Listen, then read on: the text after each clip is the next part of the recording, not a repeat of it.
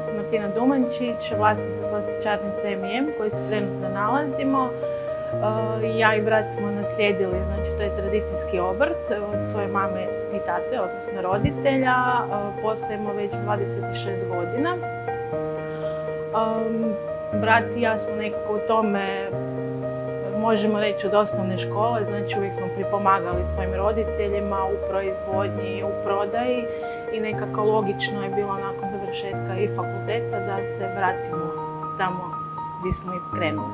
Iako se nalazimo, rekli bi to, na rubu grada, u zapadnom dijelu, u Rudešu, imamo veliki broj mušterija što se tiče iz cijelog grada, izvan grada, iz cijele Hrvatske, čak vozimo i van Hrvatske.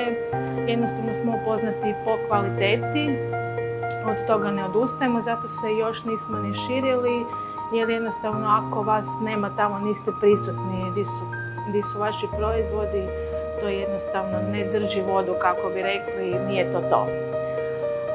Poznati smo po tome što imamo jako veliki broj izbor kolača, što gostima odgovara. Uvijek neko može naći nešto za sebe što mu baš paše. Znači, u dnevnoj ponudi imamo nekih 40 vrsta kolača, plus još ovih sitnih na kile što si gosti mogu sami izabrati po želji. Isto tako radimo kolače i za dijabetičare, i za ljude koji su alergični na dosta namirnica, tako da se svako može naručiti ono što želi. U ponudi također imamo već dugi niz godina tortu Bijeli Zagreb koju smo zaštitili imenom i receptom i to je neki, rekli bismo, suvenir grada Zagreba. Ona dolazi u malom pakiranju od 700 grama. Tu smo negdje išli kao recimo na bečki saher.